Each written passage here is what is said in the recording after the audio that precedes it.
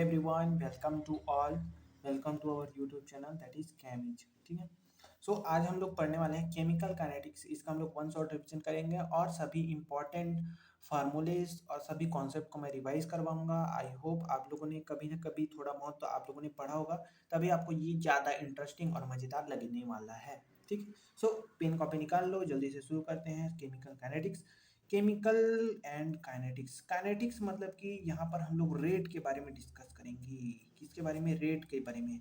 और केमिकल मतलब कि केमिकल रिएक्शन के रेट के बारे में हम लोग डिस्कशन करेंगे। केमिकल रिएक्शन के रेट के बारे में डिस्कशन करेंगे।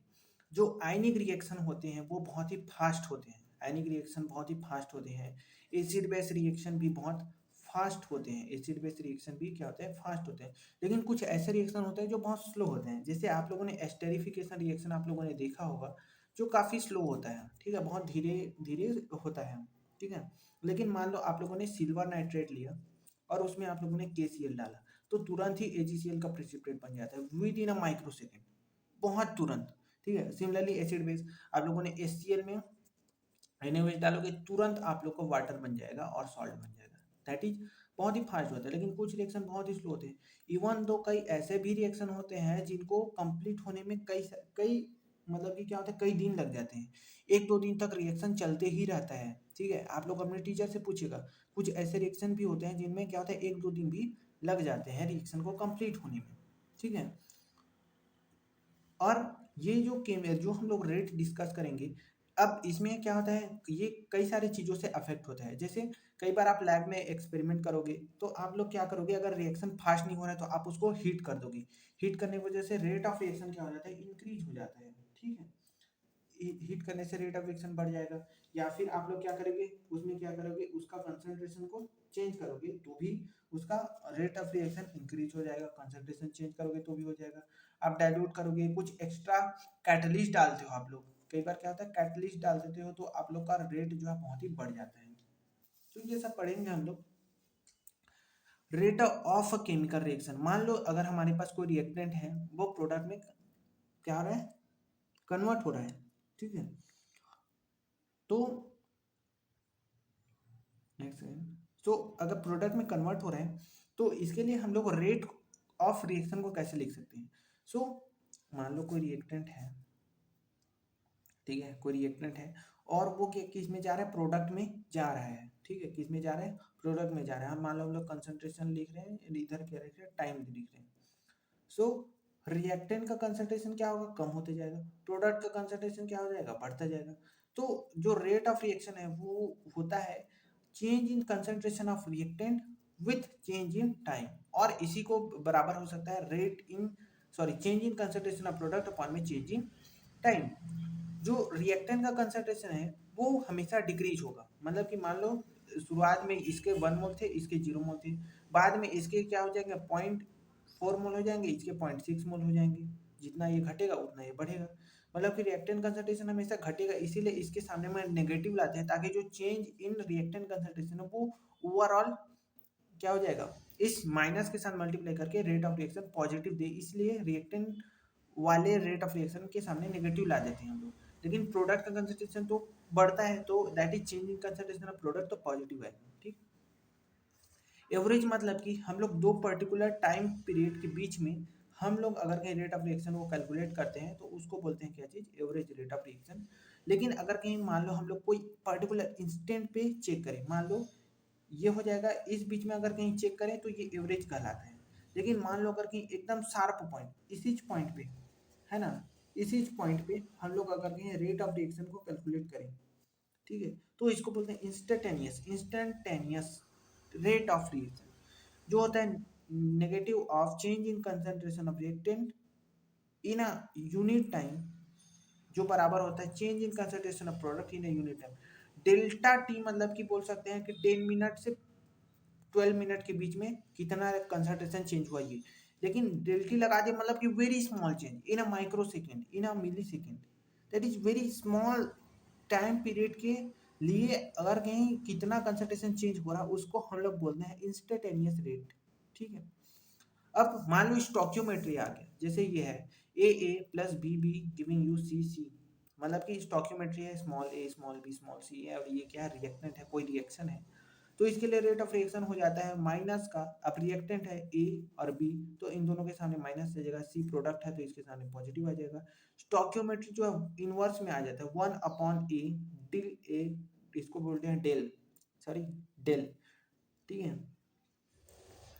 सॉरी इसको बोलेंगे डी ए ही ठीक है ना so d A by d t is equal to minus का 1/b d B by d t is equal to 1/c d C by d t तो ये हो जाएगा ऐसा रेट ऑफ रिएक्शन का रिप्रेजेंटेशन आपको कंसंट्रेशन दे दिया जाएगा बी का टाइम दे दीजिएगा तो आप लोग कैलकुलेट कर सकते हैं ठीक है सो आगे हम लोग पढ़ते हैं rate of disappearance of A rate of disappearance of B and rate of appearance of C मतलब कि अगर यहाँ पर तो हम लोग ओवरऑल रेट ऑफ रिएक्शन देख रहे थे लेकिन मान लो हम लोग से रेट ऑफ डिसअपीयरेंस ऑफ ए पूछ दिया मतलब कि ए जो है किस रेट से डिसअपियर हो रहा है तो ये होता है माइनस का d A by d t rate of disappearance of B हो जाएगा माइनस का d B by d t rate of appearance of C हो जाएगा d C by d t ठीक है यहाँ पर स्टोकियोमेट्री इज इग्नोर्ड स्टोकियोमेट्री का कोई काम नहीं है अपीयरेंस और डिसअपीयरेंस में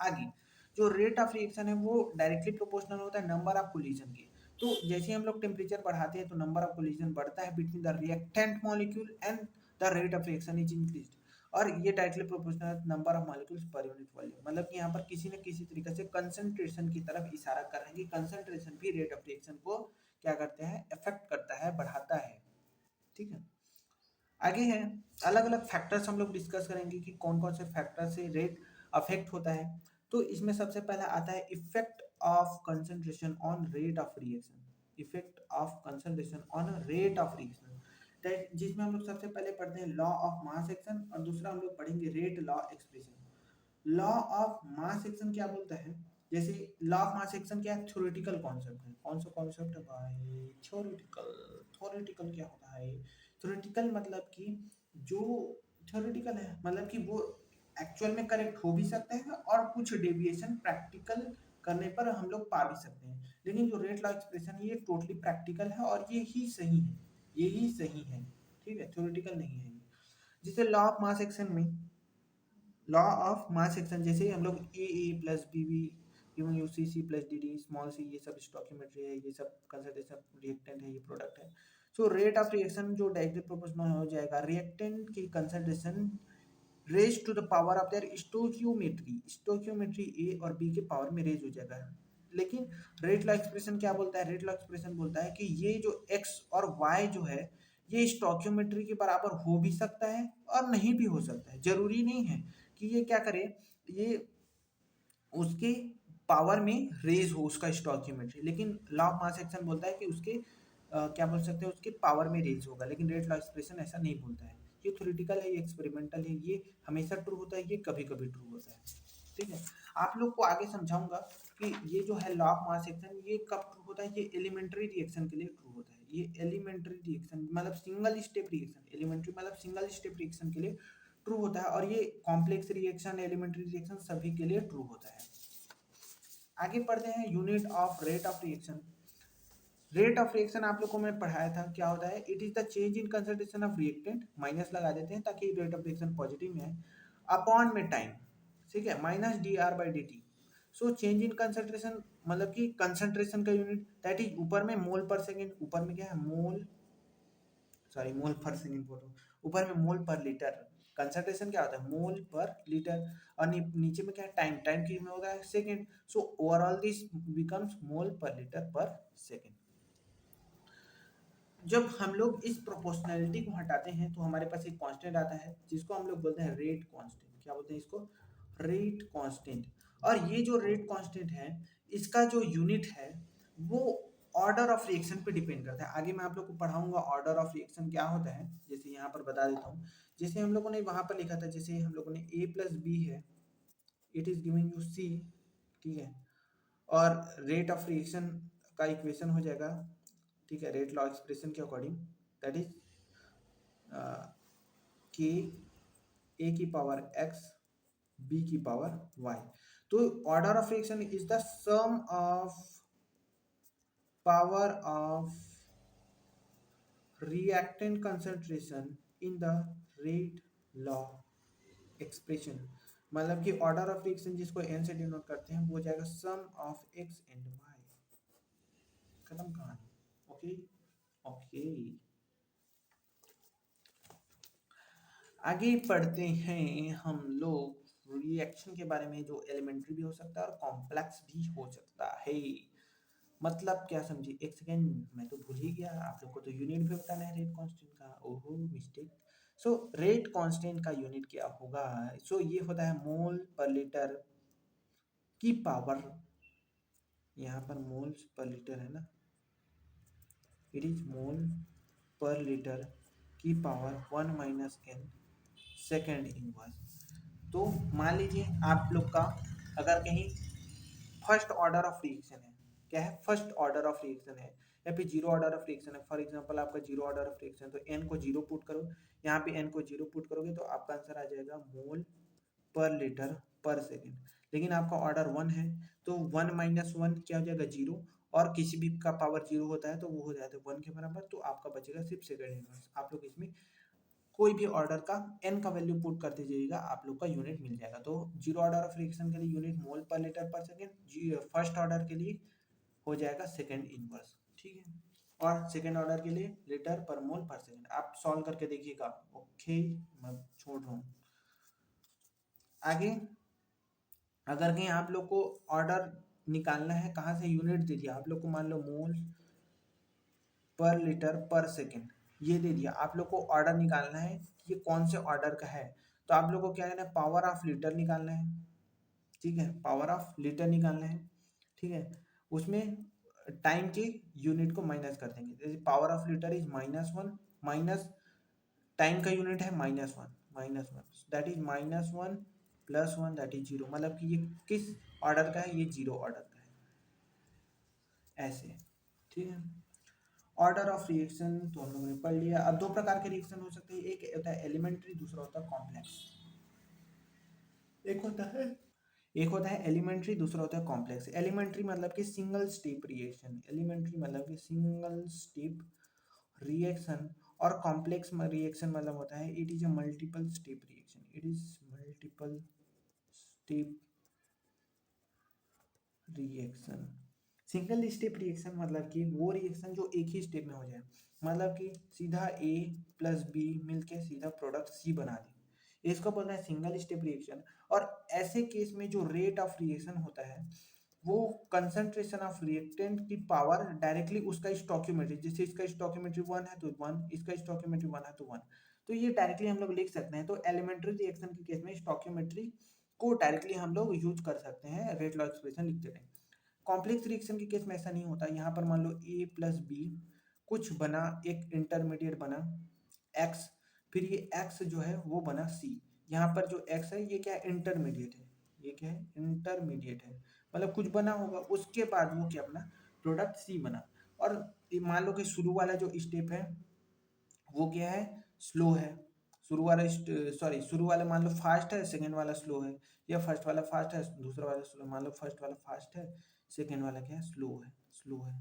तो जो स्लोएस्ट स्टेप होगा, slowest step is the rate determining step, slowest step ही क्या होगा, रेट डिटरमाइनिंग स्टेप होगा, रेट डिटरमाइनिंग स्टेप होगा। मतलब कि पूरा ऑर्डर ऑफ रिएक्शन जो है, रेट ऑफ रिएक्शन जो है इसी स्लोएस्ट स्टेप के ऊपर डिपेंड करेगा, और रेट ऑफ रिएक्शन जो है डायरेक्टली प्रोपोर्शनल होगा या फिर कांस्टेंट लगा करके किसके कंसंट्रेशन, इंटरमीडिएट की कंसंट्रेशन की पावर 1। अब इंटरमीडिएट का कंसंट्रेशन निकाल करके आप लोग इसको पुट कर दो, ये आप लोग का काम नहीं है, ये आगे पढ़ाया जाता है, इसमें आप लोग स्टेडी स्टेट अप्रोक्सीमेशन लगा के आप लोग को ये कैलकुलेट करना पड़ता है कॉम्प्लेक्स रिएक्शन का। आप लोग के लिए समझने वाली बात है कि जो स्लोएस्ट स्टेप है उसी के ऊपर जो रेट ऑफ रिएक्शन जो है वो काम आता है। SN1 रिएक्शन जब आप लोग पढ़े थे तब आप लोगों ने देखा होगा कि कार्बोकेटायन का फॉर्मेशन होता है स्लो स्टेप, और पूरा का पूरा, सॉरी SN1 ना, हाँ SN1 में कार्बोकेटायन का फॉर्मेशन ही होता है स्लोएस्ट स्टेप, और उसी के ऊपर रेट डिपेंड करता है। तो वहां पर सिर्फ और सिर्फ क्या होता है, अल्काइल हैलाइड रहता है, तो इसलिए वो फर्स्ट ऑर्डर ऑफ रिएक्शन बन जाता है। खैर फालतू का ज्ञान नहीं देना चाहिए, यहाँ पर पढ़ते हैं, ठीक है। आगे मोलिकुलरिटी ऑफ रिएक्शन। मोलिकुलरिटी क्या होता है, मोलिकुलरिटी होता है ये पहले एप्लीकेबल होता है सिर्फ और सिर्फ एलिमेंट्री रिएक्शन पर।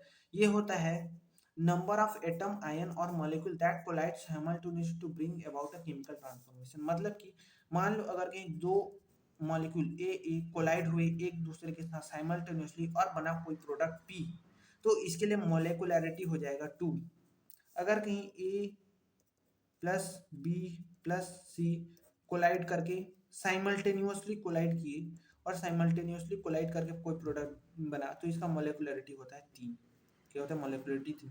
और ऐसे रिएक्शन के लिए अगर कहीं ये कोई एलिमेंट्री रिएक्शन है, एलिमेंट्री रिएक्शन, एलिमेंट्री मतलब कि सिंगल स्टेप रिएक्शन है, सिंगल स्टेप रिएक्शन है, तो ऐसे केस में उसका जो मोलिकुलरिटी होता है बच्चों, मोलिकुलरिटी होता है वही उसके ऑर्डर ऑफ रिएक्शन के बराबर होता है, ऑर्डर ऑफ रिएक्शन के बराबर होता है। अरे भाई ठीक है।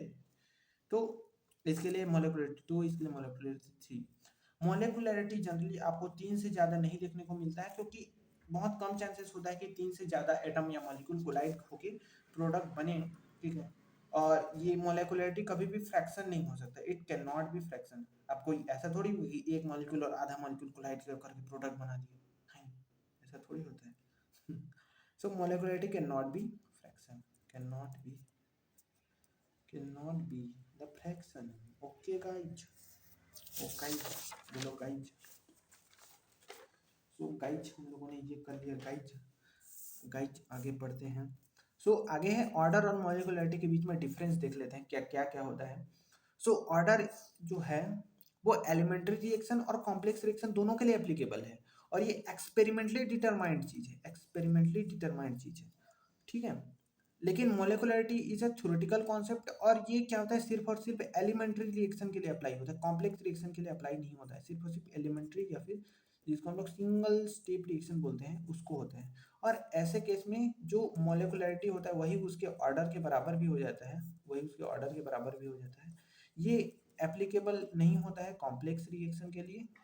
ठीक है। कॉम्प्लेक्स रिएक्शन के लिए ऑर्डर जो है कॉम्प्लेक्स रिएक्शन के लिए भी हो सकते हैं। मोलिकुलरिटी हमेशा 1 2 3 मैक्सिमम, कभी अगर गया तो 4 ही होगा, उससे ज़्यादा कभी हो ही नहीं सकता। मतलब कि बहुत कम चांसेस होते हैं कि 3 से ज़्यादा मॉलिक्यूल कोलाइड करके प्रोडक्ट बनाए, तो मोलिकुलरिटी उतना ज़्यादा नहीं होता है। ये नंबर में होता है, इवन नंबर होता है, ऑड हो सकता है, मतलब इंटीजर होता है, फ्रैक्शन नहीं होता है। ऑर्डर जो है इंटीजर भी हो सकता है, फ्रैक्शन भी होता है, फ्रैक्शन भी होता है, इंटीजर भी होता है, इंटीजर भी होता है, मतलब कि हाफ भी हो सकता है, 3/2 भी हो सकता है, 1 भी हो सकता है, 2 भी हो सकता है, 0 भी हो सकता है। The molecularity can not be 0। Okay, also this one also should be noted down. आगे है integrated rate law expression. Integrated rate law हम लोग पढ़ेंगे zero order, first order, sorry zero order, first order and second order. Okay. So सबसे पहले zero order of reaction पढ़ते हैं। Zero order of reaction क्या बोलता है कि मान लो कोई रिएक्टेंट ए है, वो product b, sorry product p बना रहे हैं, तो जो रेट ऑफ रिएक्शन है वो सिर्फ और सिर्फ रिएक्टेंट के कंसंट्रेशन की पावर 0 पे डिपेंड करते हैं। मजाक, मतलब कि जो रेट ऑफ रिएक्शन है वो रिएक्टेंट के कंसंट्रेशन पर डिपेंड ही नहीं करता भाई। क्या समझे भाई, कि रिएक्टेंट के कंसंट्रेशन पर डिपेंड करता ही नहीं। मान लो आप लोगों ने शुरू में 10 मोलर रिएक्टेंट लिया, बाद में 5 मोलर रिएक्टेंट लिया, रेट ऑफ रिएक्शन सेम, मतलब कि रिएक्टेंट कंसंट्रेशन पर डिपेंड करता ही नहीं है। इसके लिए जो रेट लॉ एक्सप्रेशन बोल रहा हूँ, इंटीग्रेटेड रेट लॉ आता है, इंटीग्रेटेड रेट लॉ एक्सप्रेशन आता है, इंटीग्रेटेड रेट लॉ एक्सप्रेशन आता है, वो ये आता है, ये A is equal to A naught minus k t. अब सर ये ए क्या है, ए नॉट क्या है, माइनस के टी क्या है? So A naught is the initial concentration of reactant, it is the initial concentration and initial concentration of reactant, while a is the concentration of reactant at any stage। जिस stage पर हम लोग calculate कर रहे हैं उस stage पर reactant का कंसंट्रेशन कितना है वो। मान लो शुरुआत में इसका कंसंट्रेशन है 1 मोलर, रिएक्शन 5 मिनट चला और उसके बाद इसका कंसंट्रेशन मान लो 0.5 मोलर हो गया, तो A naught is 1 molar and A is 0.5 molar, मतलब A is the concentration of reactant after the start of reaction at which time we are calculating। अब वो टाइम के ऊपर डिपेंड करता है। मान लो 5 मिनट बाद किए तो कुछ और आएगा, 10 मिनट बाद किए तो कुछ और आएगा, 6 मिनट बाद कुछ किए तो कुछ और आएगा, है ना, क्योंकि समय के साथ रिएक्शन के प्रोसीड होने की वजह से रिएक्टेंट का कंसंट्रेशन कम होता चला जाएगा। ग्राफ इसका बहुत ही इंपॉर्टेंट है, ठीक है। ये बता रहा था कि इसके अकॉर्डिंग, इस इक्वेशन के अकॉर्डिंग हम लोग अगर ग्राफ प्लॉट करेंगे तो ये आप लोग को कुछ कुछ लीनियर ग्राफ देगा। क्यों? क्योंकि इसका जो इक्वेशन क्या होता है लीनियर ग्राफ के लिए, y is equal to m x plus c. तो y एक्सिस मतलब कि y एक्सिस पर हम लोग ए रखते हैं, x एक्सिस पे हम लोग टाइम रखते हैं, तो इसका जो स्लोप होगा वो हो जाएगा माइनस का k, और इसका इंटरसेप्ट हो जाएगा ए नॉट, मतलब कि नेगेटिव स्लोप आएगा क्योंकि माइनस है। ठीक है, तो ये होता है इसका ग्राफ, ये बड़ा ही इंपॉर्टेंट है, आप लोग हमेशा इसको याद रखेंगे। हम लोग यहाँ से रेट कांस्टेंट कैलकुलेट कर सकते हैं जो होगा ए नॉट माइनस ए अपॉन में टाइम, टाइम कैलकुलेट कर सकते हैं ए नॉट माइनस ए अपॉन में रेट कांस्टेंट की। ठीक है, ये दोनों बहुत ही इंपॉर्टेंट है। अगर हाफ लाइफ टाइम कैलकुलेट किया जाए तो हाफ लाइफ टाइम होता है it is the time eight which the initial concentration of reactant sorry is getting half. मतलब कि अगर मान लो शुरुआत में ए था, ए नॉट है, और वो कुछ टाइम बाद क्या हो गया है ए नॉट बाई टू हो गया है, तो इस टाइम पीरियड को बोलते हैं हाफ लाइफ टाइम। इसका जो इक्वेशन आता है जीरो ऑर्डर ऑफ रिएक्शन के लिए वो होता है ए नॉट अपॉन में टू के, ए नॉट अपॉन में टू के होता है। वैसे ही T3/4 इसको बोलते हैं क्वार्टर लाइफ टाइम, इसको क्या बोलते हैं क्वार्टर लाइफ टाइम। ये होता है 3/4 ए नॉट बाई के। आप लोग को ये याद रखना है, ये आप याद रखो या ना रखो, इसको पक्का आपको याद रखना है, मतलब रखना है, ठीक है। आगे आगे आप लोग को बताता हूँ मैं क्या चीज़ के बारे में। आगे आप लोग को पढ़ना है that is first order of reaction. ये भी आप लोग ये याद रखेंगे, time for the completion of the reaction जो होता है ए नॉट बाई के होता है, और हाफ लाइफ टाइम और क्वार्टर लाइफ टाइम का रेशियो 2/3 होता है। आप लोग इसको डायरेक्टली आप लोग याद कर लीजिएगा, क्योंकि ये कॉम्पिटिटिव एग्जाम्स में डायरेक्टली पूछता है, आप लोग के बोर्ड एग्जाम वगैरह में तो नहीं पूछेगा, ठीक है। जो फर्स्ट ऑर्डर ऑफ रिएक्शन है उसके लिए चलिए पढ़ते हैं। तो फर्स्ट ऑर्डर ऑफ रिएक्शन के लिए क्या होगा, अगर कोई रिएक्टेंट ए से प्रोडक्ट बी बन रहा है तो यहाँ पर जो रेट ऑफ रिएक्शन है वो कंसंट्रेशन ऑफ रिएक्टेंट की पावर 1 पे डिपेंड करता है, मतलब कि डायरेक्टली प्रोपोर्शनल होता है। रेट ऑफ रिएक्शन जो है कंसंट्रेशन ऑफ रिएक्टेंट के डायरेक्टली प्रोपोर्शनल होता है। वहां पर क्या था, प्रोपोर्शनल नहीं था, डिपेंड ही नहीं कर रहा था। यहाँ पर क्या है, फर्स्ट ऑर्डर ऑफ रिएक्शन में क्या होता है डायरेक्टली प्रोपोर्शनल होता है। इसके लिए जो इंटीग्रेटेड रेट लॉ एक्सप्रेशन आता है वो आता है l n A is equal to l n A naught minus k t. वही A naught is the concentration of reactant at a time t, मतलब कुछ समय रिएक्शन होने के बाद जो कितना रिएक्टेंट कंसंट्रेशन बचा है वही वो है A. A naught is the initial concentration, k is the rate constant, t is the time. So l n A अगर ये भी स्ट्रेट लाइन ग्राफ देगा, है ना, इसका इक्वेशन स्ट्रेट लाइन ग्राफ के लिए क्या हो जाएगा y is equal to m x plus c. Similarly यहाँ पर भी स्लोप माइनस के होगा, एल एन ए को अगर वाई एक्सिस पे लेंगे और एक्स एक्सिस पे टाइम को लेंगे तो ऐसा ग्राफ देगा जिसका इंटरसेप्ट होगा एल एन ए नॉट, ठीक है। जो zero zero order of reaction और फर्स्ट ऑर्डर ऑफ रिएक्शन के लिए सेम ही ग्राफ आता है, लेकिन यहाँ पर फर्स्ट ऑर्डर ऑफ रिएक्शन में एल एन लग जाता है, यहाँ पर एल एन नहीं रहता है। अंडरस्टैंड? आगे इसमें क्या है जो क्या बोल सकते हैं हम लोग, रेट कांस्टेंट के लिए हम लोग क्या लिख सकते हैं, रेट कांस्टेंट कैसे कैलकुलेट करोगे, ये हो जाएगा 2.303 अपॉन में T log base 10 A not upon में ए, ठीक है। और T is the time, rate constant, initial concentration, concentration of reactant after time T, time calculate करें 2.303 अपॉन में के log base 10 A not upon में ए।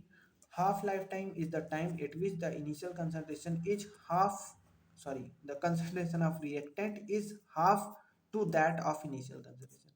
मतलब कि ऐसा टाइम जिस टाइम पर रिएक्टेंट कंसंट्रेशन आधा बचे रहे, मतलब कि शुरू में मान लो कि 100 मोल था, तो ऐसा टाइम जिस पर वो 50 मोल बचे उसको बोलेंगे क्या, हाफ लाइफ टाइम। क्या बोलोगे, हाफ लाइफ टाइम बोलेंगे। वो उसको कैलकुलेट करते हैं 0.693/k। अब इम्पोर्टेंट बात ये है कि जीरो ऑर्डर ऑफ रिएक्शन में, कहाँ गए जीरो ऑर्डर ऑफ रिएक्शन बच्चे लोग, कहाँ गए, हाँ, जीरो ऑर्डर ऑफ रिएक्शन में half life time initial concentration के डायरेक्टली प्रोपोर्शनल है, लेकिन जीरो ऑर्डर ऑफ रिएक्शन में half life time is independent, first order of reaction में सॉरी इंडिपेंडेंट होता है, इंडिपेंडेंट होता है। होता है। ओके ओके ओके, आगे A is giving you the B plus C, that means ये मान लो कोई रिएक्शन है और हम लोग को क्या करना है, इसका हम लोग को लिखना है क्या चीज, रेट कांस्टेंट के लिए एक्सप्रेशन। लेकिन मान लो यहाँ पर हम लोग को कंसंट्रेशन नहीं दिया, ये सभी के सभी क्या गैसियस स्पीसीज है, गैसियस स्पीसीज है। तो इसके लिए जो रेट कांस्टेंट का आता है वो आता है K is equal to 2.303 upon में T log base 10 P not upon में 2 P नॉट माइनस का PT। P not is the initial concentration and PT is the total pressure, sorry initial concentration बोल रहा हूँ, it is the initial pressure, ठीक है, concentration नहीं pressure, it is the total pressure, it is the total pressure, ठीक है, and t is the time, T is the rate constant. So initially pressure is P naught, इन दोनों का zero है pressure क्योंकि बना ही नहीं है। लेकिन जैसे रिएक्शन स्टार्ट हुआ कुछ समय बाद इसका मान लो एक्स प्रेशर है, सी का एक्स प्रेशर है और इसका पी नॉट माइनस एक्स हो जाएगा, क्योंकि इससे इसका भी एक मोल बन रहा है और इसका भी एक मोल बन रहा है, इसीलिए इसके वजह से इन दोनों का जो प्रेशर रहेगा वो सेम रहेगा, क्योंकि ये भी एक मोल बन रहा है, ये भी एक मोल बन रहा है, इसीलिए दोनों का एक्स एक्स है। यहाँ पर 2C होता तो भले ही यहाँ पर 2x हो जाता, लेकिन दोनों का सेम ही स्टोइकियोमेट्री है, इसीलिए दोनों का एक्स एक्स है, ठीक है। तो यहाँ पर जो टोटल प्रेशर हो जाएगा P not minus x plus x plus x, that is P not plus x. तो ये हो जाएगा क्या, टोटल प्रेशर। तो यहाँ पर आप लोग, यहाँ पर जो टोटल प्रेशर है वो एक्चुअल में यही चीज़ है, ठीक है। So what we can say, what we can say that is what x is equal to p total minus का पी नॉट। आप लोगों ने फर्स्ट ऑर्डर ऑफ रिएक्शन पढ़ा था, फर्स्ट ऑर्डर ऑफ रिएक्शन में क्या हो रहा था, फर्स्ट ऑर्डर ऑफ रिएक्शन में इक्वेशन था 2.303 अपॉन में T log base 10 A not upon में ए। अब ए नॉट की जगह पे पी नॉट रख दो और ए की जगह पे पी रख दो। यहाँ पर जो पी है वो एक्चुअल में ये है, that is P not minus x, ठीक है, दैट इज के इज इक्वल टू 2.303। इसमें बहुत लोगों को डाउट होता है, इसीलिए मैं इसको एक्सप्लेन कर रहा हूँ, क्योंकि मेरे को लग रहा है कि डाउट नहीं रहना चाहिए। P not minus x, x का वैल्यू ये वाला पुट करो, that is P total minus का पी नॉट, तो फाइनली आपको ये वाला इक्वेशन मिल जाएगा, ठीक है।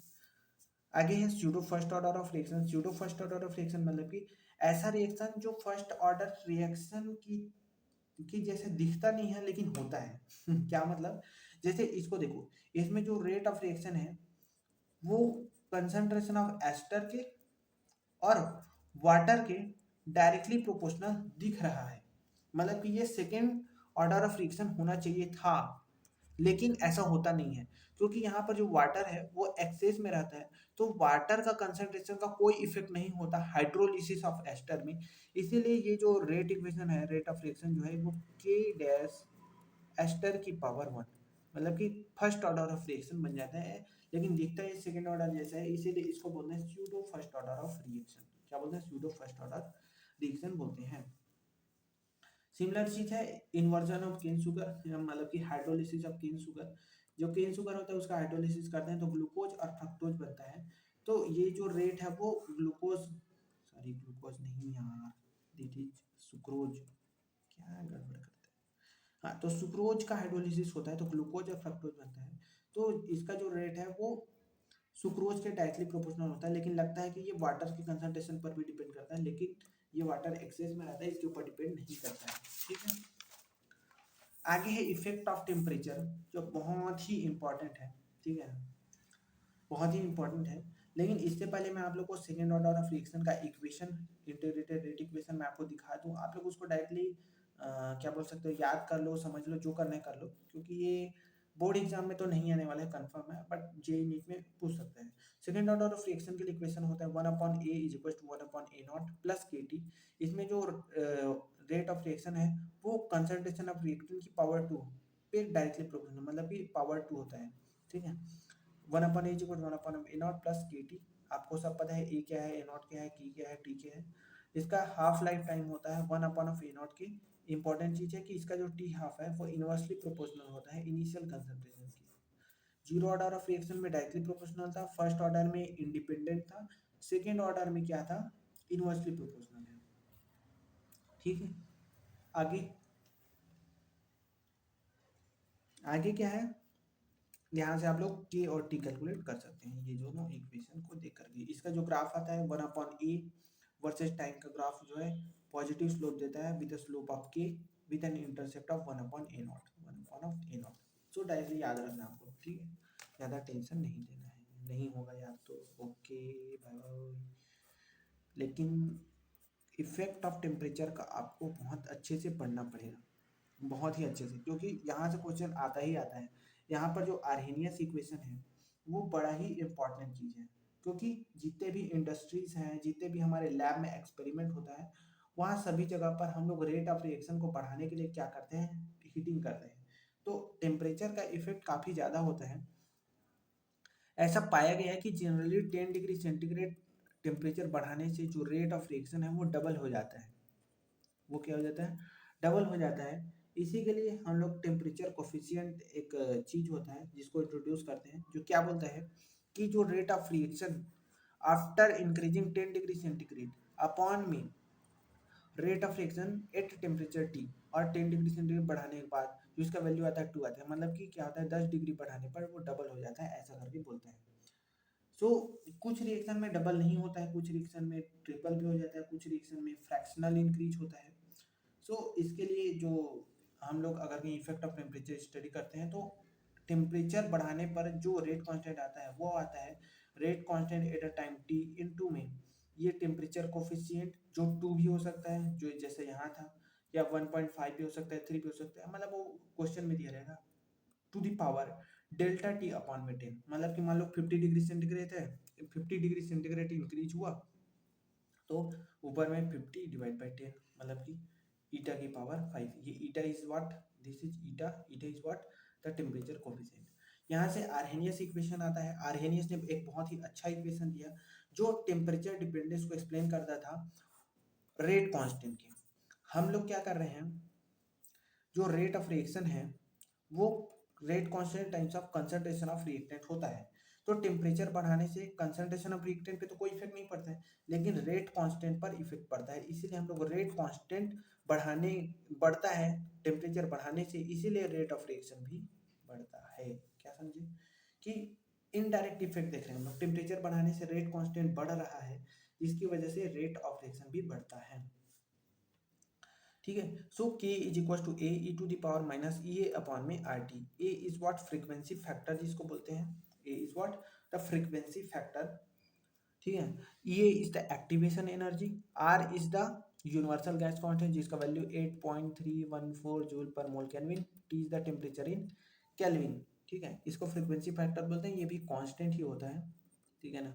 आर्हेनियस के अकॉर्डिंग ये जो ए और ये है एक्टिवेशन एनर्जी दोनों कांस्टेंट होते हैं।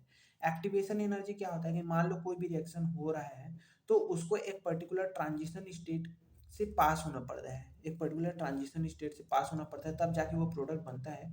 तो उस ट्रांजिशन स्टेट को क्रॉस करने के लिए कुछ ना कुछ अमाउंट ऑफ एनर्जी रिक्वायर होता है, उसी एनर्जी को बोलते हैं एक्टिवेशन एनर्जी। एक्टिवेट करने के लिए जितना एनर्जी, उस रिएक्शन को होने के लिए जितना एनर्जी रिक्वायर होता है उसको बोलते हैं एक्टिवेशन एनर्जी। जो रेट कांस्टेंट है टाइम के साथ इंक्रीज करता है, उसका ग्राफ कुछ इस तरीके से आता है। जो अगर कहीं इसी इक्वेशन का हम लोग क्या ले लें, लॉगरिथम ले लें, तो इसका क्या हो जाएगा, log base 10 k is equal to log base 10 a। यहाँ पर क्या है, मल्टीप्लीकेशन है, तो यहाँ पर क्या हो जाएगा, एडिशन हो जाएगा, लेकिन e to the power minus E A upon में आर टी है तो वो सामने आ जाएगा, और log base 10 sorry log base e जो है, log बेस नहीं, हाँ, लॉगरिथम लगने की वजह से जो ई है वो हट जाएगा, वो माइनस ई ए अपॉन में 2.303 आर टी हो जाएगा। अगर एल एन लेंगे तो आपको 2.303 से मल्टीप्लाई नहीं करना है, l n k is equal to l n A minus E A upon में आर टी डायरेक्ट आप लोग यूज कर सकते हैं। यहाँ पर ये जो इक्वेशन है, ये स्ट्रेट लाइन ग्राफ का इक्वेशन आपको लग रहा होगा, y is equal to m x plus c वाला, जहाँ पर एक्स एक्सिस पे 1 अपॉन टेम्परेचर को प्लॉट करेंगे, और सॉरी एक्स एक्सिस पे 1 अपॉन टेम्परेचर प्लॉट करेंगे, और वाई एक्सिस पे एल एन के को प्लॉट करेंगे। So l n k versus 1 upon temperature, so ये देता है negative slope with in slope value of minus E upon में R T with in intercept of minus l n A को क्या बताया था मैं, फ्रीक्वेंसी फैक्टर, ठीक है। और आर्हेनियस के अकॉर्डिंग ये जो ए और एक्टिवेशन एनर्जी दोनों कांस्टेंट था, आगे क्या होता है कि मान लो किसी रिएक्शन का एक्टिवेशन एनर्जी ज़्यादा है तो उसका रेट कांस्टेंट क्या होता है, कम होता है। ठीक है, ये चीज़ें आप लोग ध्यान रखेंगे। टेम्परेचर बढ़ाने से के का वैल्यू इंक्रीज होता है। क्यों इंक्रीज होता है? क्योंकि ई टू द पावर जो रेट कांस्टेंट वो डायरेक्टली पर e to the power minus E A upon में आर टी। टेम्परेचर बढ़ने से ई ए अपॉन में आर टी की वैल्यू क्या हो जाएगा, कम हो जाएगा, और सामने नेगेटिव है इसीलिए के का वैल्यू इंक्रीज होता है। ठीक है, एल एन के टू इसके लिए जो इक्वेशन जो क्या बोलते हैं आर्हेनियस ने दिया था वो ये था, l n k two upon में k one is equal to minus E upon में R one upon T one minus one upon T two. That means K2 is the rate constant at temperature T2, मतलब कि हीट करने के बाद मान लो इनिशियल 30 डिग्री सेंटीग्रेड पे रेट कांस्टेंट K1 है, 40 डिग्री सेंटीग्रेड पे K2 है। सो ये is the activation energy of the reaction, R is 8.314 joule per mole kelvin. Initial temperature 30 degree centigrade, लेकिन उसको केल्विन में कन्वर्ट कर लेना है, दैट इज 30 प्लस का 273.15, दैट केल्विन में कन्वर्ट करना आता है ना, that is kelvin is equal to 273.15 plus temperature in degree centigrade. ठीक है, this is also in degree centigrade. आगे इंजाइम कैटालिसिस थोड़ा सा पढ़ लेते हैं, आपकी बुक में दिया था तो मैं सोचा कि थोड़ा सा बता दिया जाए, क्यों इसको छोड़ी। सो इंजाइम कैटालिसिस क्या होता है कि मान लो कोई रिएक्शन हो रहा है, मान लो कोई रिएक्शन हो रहा है, जैसे आप लोगों ने हैबर प्रोसेस पढ़ा है क्या, N2 plus 3H2 giving you 2NH3, ammonia का फॉर्मेशन, इसको हैबर प्रोसेस भी बोलते हैं। सो इसमें होता क्या है कि ये रिएक्शन थोड़ा सा स्लो होता है, तो इसमें आयरन एज अ कैटलिस्ट डालते हैं, आयरन एज अ कैटलिस्ट डालते हैं। तो ये क्या होता है, आयरन इसमें क्या है कैटलिस्ट की तरह यूज करते हैं, लेकिन ये क्या है इनऑर्गेनिक कैटलिस्ट है। हमारे बॉडी में क्या होता है बायोलॉजिकल कैटलिस्ट होता है जिसको इंजाइम बोलते हैं, बायोलॉजिकल कैटलिस्ट बोलते हैं जिसको हम लोग क्या बोलते हैं इंजाइम। इंजाइम कुछ नहीं है एक्चुअल में, प्रोटीन ही है, प्रोटीन ही है। जैसे आप लोगों ने सलाइवरी अमाइलेज सुना होगा, सलाइवरी अमाइलेज जो हमारे सलाइवा में रहता है वो भी एक प्रकार का क्या है इंजाइम है, जो क्या करता है हमारे हम जो फूड लेते हैं उसमें क्या होता है माल्टोज को ब्रेक डाउन करता है ग्लूकोज में। ठीक है, ऐसे ही होता है। एक कई प्रकार के एंजाइम जैसे कार्बोनिक एनहाइड्रेज होता है, तो कार्बोनिक एनहाइड्रेज क्या करता है जो CO2 रहता है उसको H2CO3 में कन्वर्ट करता है, कार्बोनिक एसिड में कन्वर्ट करता है, कौन, कार्बोनिक एनहाइड्रेज। तो वो भी एक प्रकार का एंजाइम है। तो क्या करता है एंजाइम, क्या करता है जो रेट ऑफ रिएक्शन को बढ़ा देता है, इंजाइम क्या करता है रेट ऑफ रिएक्शन को क्या करता है बढ़ा देता है। इंजाइम हो चाहे कैटलिस्ट हो, दोनों क्या करता है एक अल्टरनेट पाथ प्रोवाइड करते हैं। मान लो रिएक्शन का एक्टिवेशन एनर्जी शुरुआत में बहुत ज़्यादा था, मतलब विदाउट कैटलिस्ट क्या था उसका क्या था बहुत ही ज़्यादा था एक्टिवेशन एनर्जी, लेकिन जैसे ही कैटलिस्ट डाले तो उसका एक्टिवेशन एनर्जी क्या हो गया, एक्टिवेशन एनर्जी कम हो गया और रेट ऑफ रिएक्शन बढ़ गया, क्योंकि उसको अब कम एनर्जी में भी उसका रिएक्शन हो पा रहा है। ठीक है ना, इसीलिए rate constant for the catalysed reaction is more than that of uncatalysed reaction. ठीक है ना, it provide alternate pathway for the reaction, alternate pathway provide करता है, अल्टरनेट पाथवे प्रोवाइड करता है, पाथवे प्रोवाइड करता है ताकि रिएक्शन हो। ठीक ना, आगे कोलिजन थ्योरी,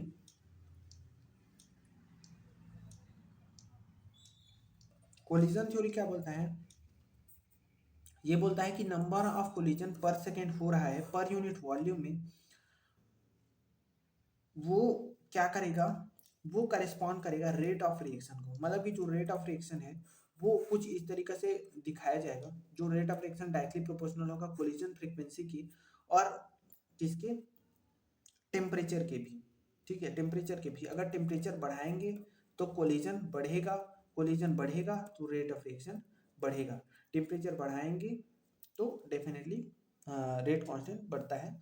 ये कोलिजन थ्योरी ने भी माना, लेकिन कोलिजन थ्योरी ने क्या माना कि जो कोलिजन है बिटवीन द रिएक्टेंट मॉलिक्यूल्स वो मेजरली रिस्पॉन्सिबल है किसके लिए, रेट ऑफ रिएक्शन के होने के लिए, और जो रेट है वो इसी के ऊपर डिपेंड करता है, किसके ऊपर, नंबर ऑफ कोलिजन के ऊपर। ठीक है ना, आगे क्या है जो इफेक्टिव कोलिजन होना चाहिए, कोलिजन थ्योरी क्या बोलता है कि कोलिजन थ्योरी ऐसा नहीं कि कोई भी दो मॉलिक्यूल घूमता फिरता ए और बी आया और प्रोडक्ट बना लिया, ऐसा नहीं होने वाला है कि कोई कोई भी दो मॉलिक्यूल आके प्रोडक्ट बना लिया।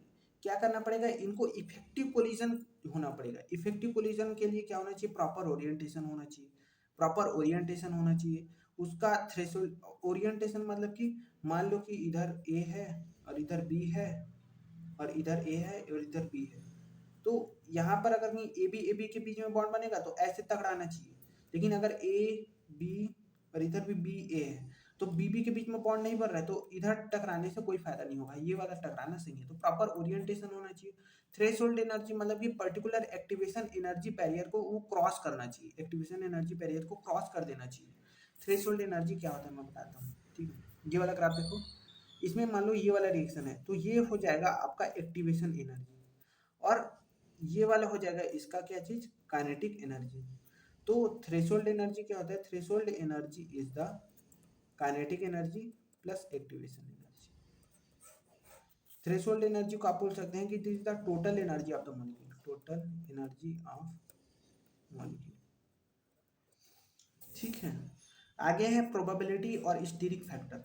मतलब कि कई बार क्या होता है कि कुछ प्रोबेबिलिटी ऐसी भी होती है कि प्रॉपर ओरिएंटेशन भी हो, थ्रेशोल्ड एनर्जी भी ठीक हो, लेकिन उसका स्टीरिक फैक्टर मतलब कि क्या होता है कई बार कि मॉलिक्यूल खुद में ही क्या होता है स्टीरिक फैक्टर, मतलब कि अपने अपना खुद का ज्योमेट्री ऐसा कर लेता है कि वो प्रोडक्ट फेवर नहीं कर पाता। मतलब स्टीरिक फैक्टर के ऊपर भी डिपेंड करता है, स्टीरिक फैक्टर के ऊपर भी डिपेंड करता है। ये जो इक्वेशन होता है उसमें स्टीरिक फैक्टर रो से मल्टीप्लाई हो जाता है, रो इज स्टीरिक फैक्टर। अगर कहीं सिंपल रिएक्शन होता है तो स्टीरिक फैक्टर रो का वैल्यू 1 रख देते हैं, लेकिन अगर कहीं कई बार क्या हो जाएगा कॉम्प्लेक्स रिएक्शन है तो रो का वैल्यू 0.8 0.7 कुछ भी ऐसा हो सकता है, जो उसके क्या बोल सकते हैं इफेक्टिव कोलिजन को घटा देता है, तो रिएक्शन भी घट जाता है। ओके बाय बाय, ऐसे ही पढ़ते रहिए। और इफ मतलब अगर नहीं अच्छा लगे वीडियो तो आप कमेंट करके मुझे बता सकते हैं। Thank you very much, bye bye.